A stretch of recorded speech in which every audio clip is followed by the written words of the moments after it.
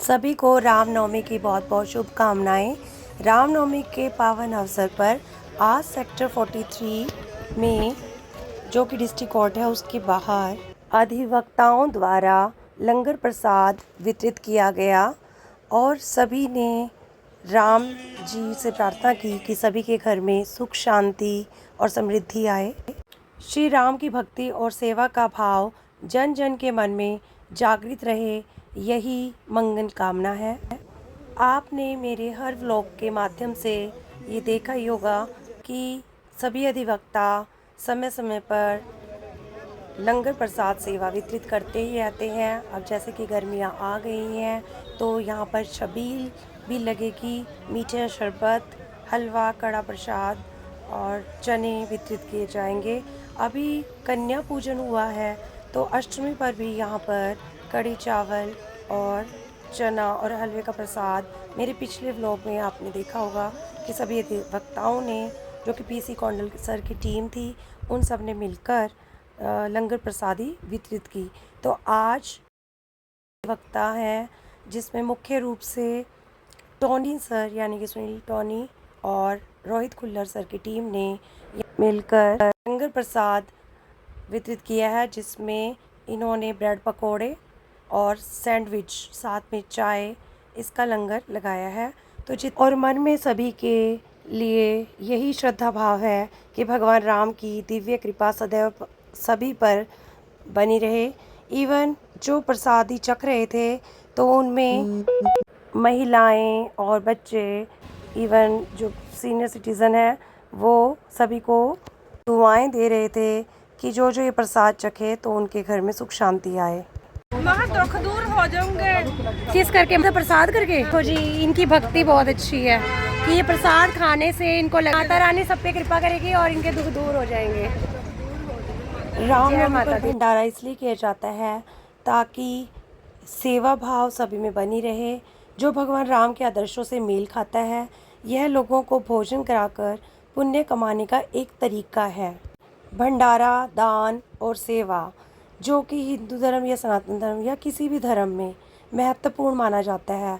आप देखेंगे कि दुर्गा अष्टमी पर कंजकों को देवी के रूप में माना जाता है और उनको गिफ्ट्स और भोजन करा के उन्हें खुश किया जाता है, ताकि उन्हें ऐसा फील हो कि इस संसार में हर व्यक्ति के अंदर भगवान है, देवी है, और उन्हें स्पेशल फील कराया जाता है।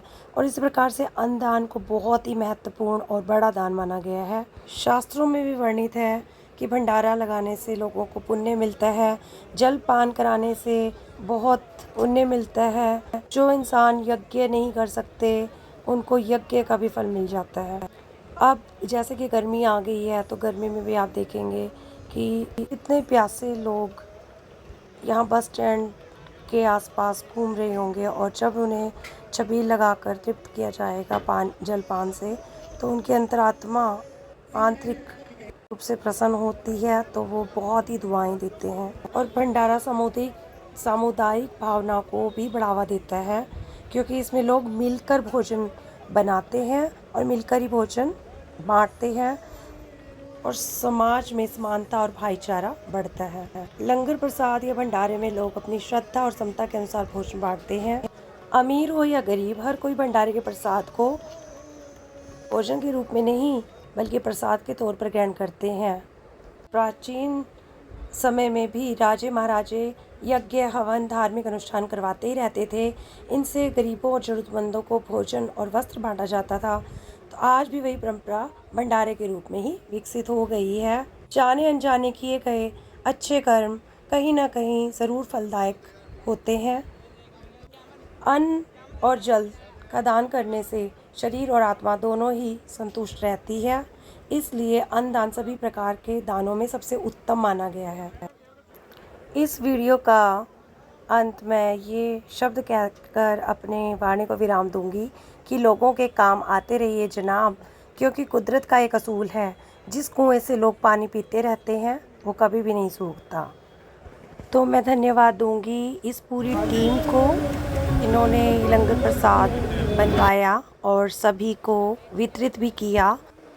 सभी को भगवान शक्ति और हिम्मत इसी प्रकार बख्शे ताकि सभी इसी प्रकार से अच्छे कार्य करते रहें, सभी के पास समृद्धि बनी रहे, धन वैभव यश सभी के जीवन में आए, ताकि वो ऐसे ही अच्छे और नेक कार्य के लिए हमेशा अग्रसर रहें, सभी को प्रोत्साहन मिले और मेरी वीडियो के माध्यम से जो भी ये वीडियो देख रहे हैं वो भी इससे इंस्पिरेशन लें और सभी आगे आएँ और अच्छे कार्य करते रहें। कहते हैं कर भला सो हो भला, तो सभी एक दूसरे के साथ इसी प्रकार हाथ से हाथ मिलाकर चलते रहें। थैंक यू फ्रेंड्स, फिर मिलेंगे।